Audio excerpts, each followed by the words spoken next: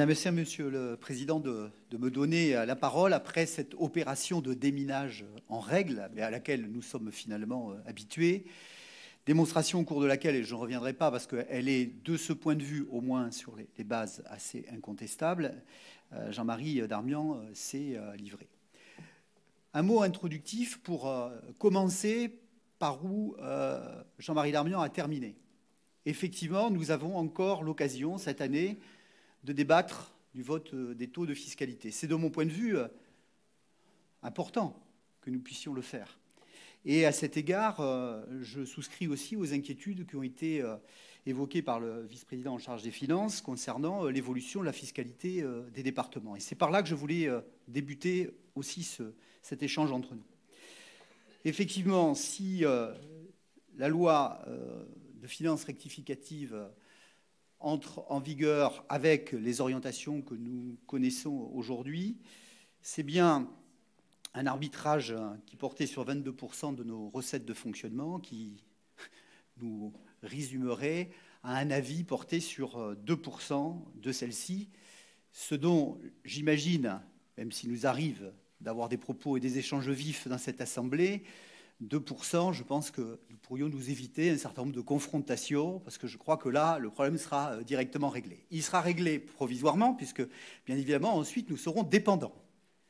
Et donc, nous nous bornerons dans cette Assemblée, chaque année, à constater les produits qui nous seront affectés au gré des contraintes de l'État. Et quand on connaît ces contraintes, on se doute que nous aurions sans doute là quelques motifs d'inquiétude si tel était le cas. Mais il nous reste encore au moins pour cette année à parler du taux. Je suis évidemment d'accord avec l'idée selon laquelle les taux s'appliquent sur des bases, et d'ailleurs je pense que je ne vois pas qui pourrait le contester. J'ai juste saisi une petite inquiétude chez Jean-Marie Darmian qui pensait sans doute que nous allions enfourcher le cheval de la baisse des taux. Alors en tout cas, je ne sais pas si quelqu'un d'autre l'enfourchera dans cette Assemblée, mais certainement pas moi, parce que je ne voudrais pas qu'on qualifie la position du groupe Gironde Avenir de timorée. Ça pourrait arriver. Et donc, je me bornerai à rappeler simplement que cette stabilité intervient, et ça ne vous surprendra pas, après une période où les taux ont considérablement augmenté. Alors c'est le jeu de l'opposition aussi que de rappeler dans l'histoire de cette Assemblée qu'en 2016, Monsieur le Président, vous aviez fait le choix avec la majorité d'augmenter de 9% les taux. Et si je ramène cela à l'exercice qui vient d'être fait par Jean-Marie Darmian, qui nous explique que c'est 10 millions d'euros de plus que de charges en fonction des habitants nouveaux de ce département, je dirais à Jean-Marie Darmian que les mesures prudentielles ont largement été prises, puisque la production de l'augmentation fiscale de 2016 portera à 140 millions d'euros les produits supplémentaires sur la mandature, ce qui nous laisse encore de quoi accueillir de nombreux habitants dans ce département. Je voulais vous rassurer. Si tel était le cas, ne soyons pas inquiets. Nous avons encore quelques marges. Deuxième élément que je voulais souligner, je sais, Monsieur le Président, que ce n'est pas une démarche à laquelle vous souscrivez. Je rappelle que ces 9% viennent après une hausse de plus 3,5%. Bon, je sais que cette hausse de 3,5%, vous ne considérez pas que vous en avez la paternité. Je redis dans cette Assemblée, je le redirai jusqu'à la fin du mandat, vous aviez voté quand même cette hausse, et donc j'imagine que vous souscriviez aussi quand même à l'époque à cette nécessité, en tout cas c'était votre point de vue, et vous l'avez assumé par le vote. Et donc aujourd'hui, c'est plus de 200 millions d'euros de recettes fiscales supplémentaires qui ont été ponctionnés, pris dans la poche des Girondines et des Girondins. Alors, une fois qu'on a dit cela, la question fondamentale au-delà du taux aujourd'hui, c'est comment, et nous verrons ça lorsqu'on parlera du compte administratif, comment ces recettes fiscales sont finalement affectées. C'est ça qui est important.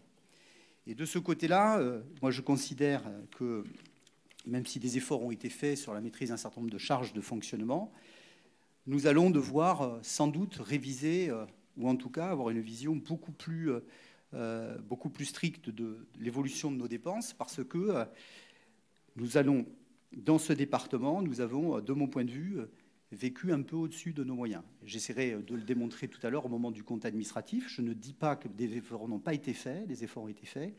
Je dis que l'évolution de nos dépenses, aujourd'hui, entraînera, et on le voit sur les taux d'épargne, mais ce sera l'objet du débat sur le compte administratif, je ne veux pas anticiper, entraînera un certain nombre de choix qui seront des choix sans doute difficiles à faire pour la majorité. Des choix d'autant plus difficiles à faire, et ça a été justement souligné, qu'au-delà des taux sur le foncier, eh bien, on voit que les recettes de DMTO cette année, alors c'est un peu les DMTO, un peu Pierre et le loup. Ça fait quelques années qu'on explique dans cette enceinte qu'il y a un risque sur ce produit fiscal qui, par nature, est un produit fiscal, en tout cas instable, en ce sens où nous ne maîtrisons pas le produit de façon mécanique.